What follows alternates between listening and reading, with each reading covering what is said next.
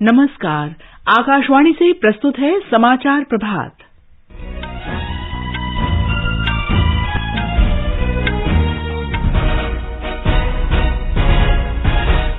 प्रधानमंत्री नरेंद्र मोदी आज राष्ट्रीय कार्यकारिणी की बैठक के समापन सत्र को संबोधित करेंगे। केरल सरकार ने कोविड के प्रसार को रोकने के लिए सार्वजनिक स्थानों पर मास्क पहनना अनिवार्य किया। उच्चतम न्यायालय ने जोशीमठ भू धसाओं को प्राकृतिक आपदा घोषित करने वाली याचिका पर विचार करने से इनकार किया। संयुक्त राष्ट्र ने पाकिस्तान में रह रहे अब्दुल रहमान मक्की को वैश्विक आतंकवादी घोषित किया। और भुवनेश्वर में FIH पुरुष हॉकी विश्व कप में आज 2 मैच खेले जाएंगे।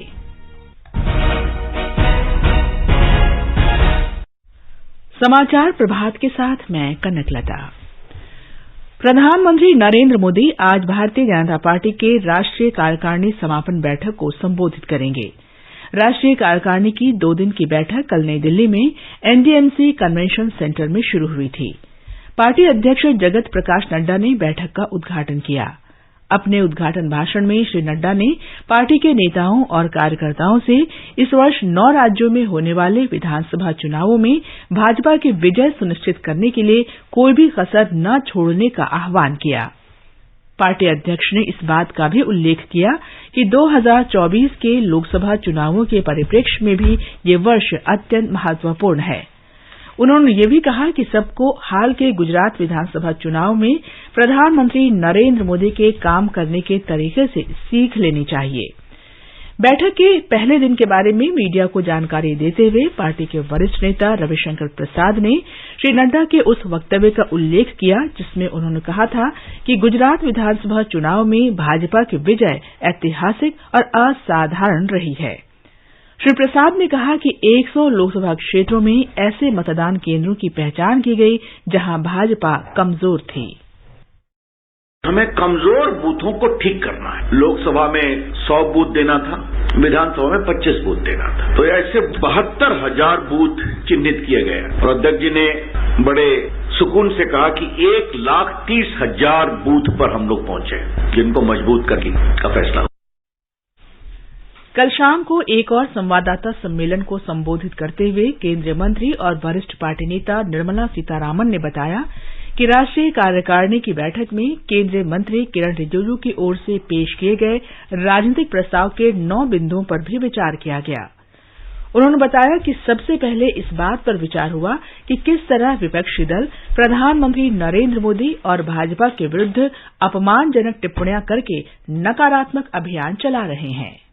प्रधानमंत्री जी के खिलाफ व्यक्तिगत अब्यूसिव लैंग्वेज के द्वारा नेगेटिव कैंपेन जो ऑपोजिशन बेबुनियाद आरोप लगाकर चला, उन सब में हर एक में सुप्रीम कोर्ट के द्वारा नकारते हुए ऑपोजिशन के टीका टिप्पणी हुआ है। पेगासस उस स्पाईवेयर के मामले में PM के खिलाफ नेगेटिव बातें बोलने के बावजूद इतने कोर्ट में बेस्ड ऑन एविडेंस जजमेंट सरकार के और प्रधानमंत्री के फेवर में आया, ऑपोजिशन का बेबुनियाद कैंपेन को नेगेटिव करवाया। श्रीमती सीतारामन ने कहा कि बैठक में इस बात की भी चर्चा हुई कि प्रधानमंत्री के प्रयासों से वैश्विक मंच पर भारत का कद बहुत बढ़ा है। G20 हो या शंघाई सहयोग संगठन या फिर संयुक्त राष्ट्र सुरक्षा परिषद में लघु अवधि के नेतृत्व, हर जगह भारत का नेतृत्व सफल है। इससे पहले राष्ट्रीय कार्यकारिणी की बैठक के शुभारंभ से पूर्व दिल्ली के पटेल चौक से सभा स्थल तक प्रधानमंत्री नरेंद्र मोदी के नेतृत्व में रोड शो का भी आयोजन किया गया।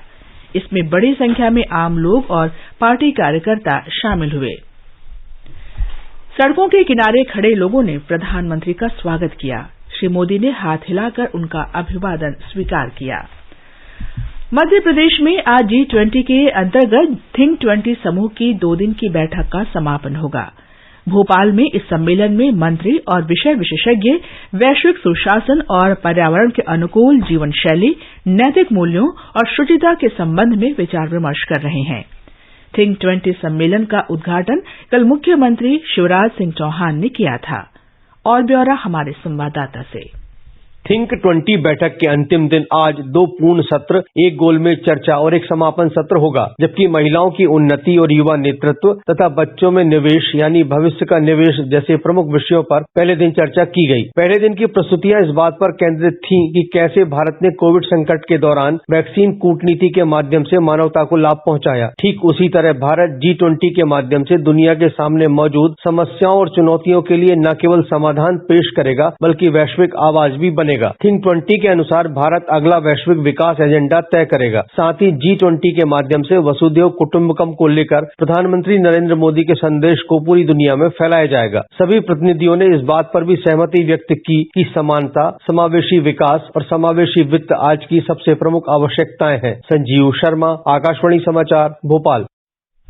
केरल सरकार ने कोविड के प्रसार को रोकने के लिए सार्वजनिक स्थानों पर मास्क पहनना और सैनिटाइजर का उपयोग करना अनिवार्य कर दिया है। इसके साथ ही उचित दूरी बनाए रखने का निर्देश दिया है।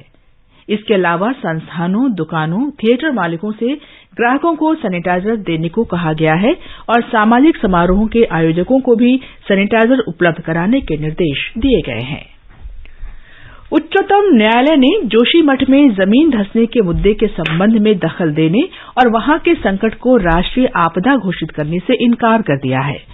मुख्य न्यायाधीश न्यायमूर्ति DY चंद्रचूड़ के नेतृत्व वाली न्यायालय की खंडपीठ ने इस मामले में तत्काल दखल देने से संबंधित स्वामी अभिमुक्तेश्वरानंद की याचिका खारिज कर दी। खंडपीठ ने याचिकाकर्ता से उत्तराखंड उच्च न्यायालय में नए सिरे से आवेदन करने के लिए कहा। खंडपीठ में न्यायमूर्ति PS नरसिम्हा और JB पारदीवाला भी शामिल थे।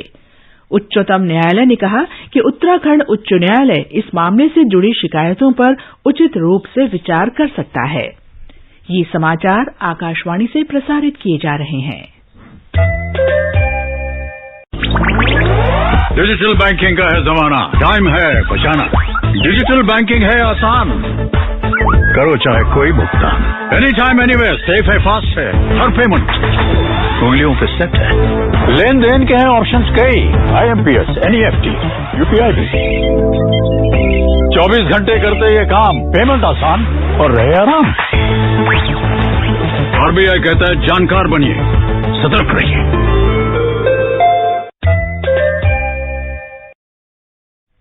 समाचार प्रभात में आपका फिर स्वागत है। संयुक्त राष्ट्र सुरक्षा परिषद ने पाकिस्तानी आतंकवादी अब्दुल रहमान मक्की को वैश्विक आतंकवादी घोषित कर दिया है। मक्की लश्कर-ए-तैयबा प्रमुख और 26/11 आतंकी हमले के मुख्य साजिशकर्ता हाफिज सईद का बहनोई है। पिछले वर्ष प्रतिबंध समिति के तहत मक्की को आतंकी की सूची में शामिल किए जाने के प्रस्ताव का चीन के विरोध करने की बात का भारत द्वारा निंदा करने के बाद ये फैसला आया है। लोकसभा अध्यक्ष ओम बिरला ने कल केन्या के उपराष्ट्रपति रिगाथी गचागुआ से मुलाकात की। श्री बिरला केन्या और तंजानिया की यात्रा पर गए भारतीय संसदीय प्रतिनिधिमंडल का नेतृत्व कर रहे हैं। श्री बिरला ने कहा कि भारत और केन्या की ऐतिहासिक रूप से घनिष्ठ संबंध हैं और दोनों देशों ने उपनिवेशवाद के खिलाफ लड़ाई लड़ी है। उन्होंने कहा कि भारत और केन्या का आतंकवाद के खिलाफ लड़ाई में साझा दृष्टिकोण है। बांग्लादेश होते हुए डिब्रूगढ़ की यात्रा पर निकला विश्व का सबसे लंबा नदी क्रूज MV गंगा विलास अभी पटना में है। स्विट्जरलैंड के 32 पर्यटक इस यात्रा के सुंदर पलों का आनंद उठा रहे हैं। पर्यटक बिहार के लोगों के आतिथ्य से भाव विभोर हैं। My experience, I without words, because I never had in my life such welcome, and India is incredible. हमारे संवाददाता ने बताया है कि पर्यटक आज पटना में विभिन्न प्रसिद्ध और ऐतिहासिक स्थलों का भ्रमण करेंगे। ये क्रूज बिहार में इस महीने की 22 तारीख तक रहेगा। गंगा विलास क्रूज के पर्यटक आज पटना साहिब स्थित तख्त श्री हरिमंदिर जी जाएंगे। गुरु गोविंद सिंह का यह जन्म स्थान है जो सिखों के 10वें और अंतिम गुरु हैं। पर्यटक गोल घर भी देखने जाएंगे। बिना पिलर के बने इस गोल घर में 1,40,000 टन अनाज रखने की क्षमता है। पर्यटकों का बिहार म्यूजियम देखने का भी कार्यक्रम है। दक्षिण एशिया के बड़े संग्रहालयों में यह म्यूजियम शामिल है। है। क्रूज का रात्रि पड़ाव आज पटना में ही रहेगा। बेगूसराय के सिमरिया के लिए यह क्रूज कल रवाना हो जाएगा। आकाशवाणी समाचार के लिए पटना से कृष्ण कुमार लाल। ओडिशा के कलिंग स्टेडियम में खेले जा रहे FIH पुरुष हॉकी विश्व कप में आज कोरिया का सामना जापान से और जर्मनी का मुकाबला बेल्जियम से होगा। एक रिपोर्ट। कल न्यूजीलैंड के खिलाफ अपनी आसान जीत दर्ज करने के बाद नीदरलैंड्स क्वार्टर फाइनल के करीब पहुंच गया है। राउरकेला के बिरसा मुंडा हॉकी स्टेडियम में कल खेले गए रोमांचक मैच में डच टीम ने कीवियों को 4-0 से हरा दिया। इसी स्टेडियम में खेले गए एक अन्य मैच में मलेशिया ने चिली को 3-2 से हराया। दूसरी ओर राजधानी भुवनेश्वर के कलिंग स्टेडियम में दुनिया की नंबर 1 ऑस्ट्रेलिया अर्जेंटीना को हराने के लिए संघर्ष कर रही थी, लेकिन दोनों तरफ से 3-3 गोल के साथ मैच बराबरी पर समाप्त हुआ। इसी तरह फ्रांस ने 1 के मुकाबले 2 गोल करके दक्षिण अफ्रीका को पराजित किया। भुवनेश्वर से गिरीश चंद्र दास की रिपोर्ट के साथ समाचार कक्ष से मैं Manoj. India open badminton tournament आज से नई दिल्ली के इंदिरा गांधी इंडोर स्टेडियम में शुरू हो रहा है। पूर्व विश्व champion PV Sindhu, Kidambi Srikanth, HS Prannoy और लक्ष्य सेन इस टूर्नामेंट में हिस्सा लेंगे। उत्तर भारत में कड़ाके की ठंड जारी है। आकाशवाणी से विशेष बातचीत में उत्तर रेलवे के वरिष्ठ जनसंपर्क अधिकारी RK राणा ने बताया कि घने कोहरे के कारण 15 रेलगाड़ियां देरी से चल रही हैं। आज कोहरे के कारण लगभग 15 रेलगाड़ियां लेट चल रही हैं, क्योंकि उत्तर भारत में ठंड का प्रकोप थोड़ा सा कम हो गया, इसलिए रेलगाड़ियां भी आज कम लेट हैं। मेरा रेल यात्रियों से अनुरोध है कि वो घर से प्रस्थान करने से पूर्व 139 पर संपर्क करें, ताकि उनको किसी प्रकार की असुविधा न हो तथा रेलवे लाइन क्रॉस न करें। हमेशा फुट ओवर ब्रिज का प्रयोग करें, सतर्क रहें, सुरक्षित रहें। देश की आजादी के 75 वर्ष और नेताजी सुभाष चंद्र बोस की 126वीं जयंती के उपलक्ष्य में आजादी का अमृत महोत्सव विशेष आयोजन सप्ताह आज से शुरू हो रहा है। इस दौरान नेताजी सुभाष चंद्र बोस के जीवन और स्वाधीनता संग्राम में उनके योगदान पर आधारित कई कार्यक्रम आयोजित किए जाएंगे। और अब समाचार पत्रों की सुर्खियों के साथ हैं विशाल शर्मा। धन्यवाद कनक। भारतीय जनता पार्टी की राष्ट्रीय कार्यकारिणी की बैठक और प्रधानमंत्री नरेंद्र मोदी के रोड शो को आज के अखबारों ने सचित्र प्रकाशित किया है। पंजाब केसरी ने भाजपा अध्यक्ष JP नड्डा का बयान दिया है, 2023-24 में कोई चुनाव नहीं हारना। हिंदुस्तान लिखता है, मोदी का रोड शो कर भाजपा ने 2024 के लिए बाहें चढ़ाई। केंद्रीय कानून मंत्री किरेन रिजिजू का बयान जनसत्ता के पहले पन्ने की खबर है, कलीजियम में शामिल किए जाएं केंद्र के प्रतिनिधि। नवभारत टाइम्स की सुर्खी है, जजों को चुने जाने में केंद्र के रोल की मांग पर फिर विवाद। दैनिक ट्रिब्यून लिखता है, CJI को कानून मंत्री की चिट्ठी पर सियासी टकराव। हिंदुस्तान ने दिसंबर में खाद्य पदार्थों और कच्चे तेल की कीमतों के कम होने के असर पर लिखा है, थोक महंगाई दर घटी, राहत की उम्मीद बढ़ी। दैनिक भास्कर की पहली सुर्खी है, दिल्ली कश्मीर जैसा ठंडा, पारा 1.4 डिग्री। राजस्थान पत्रिका कहता है, जम गए मैदानी इलाके।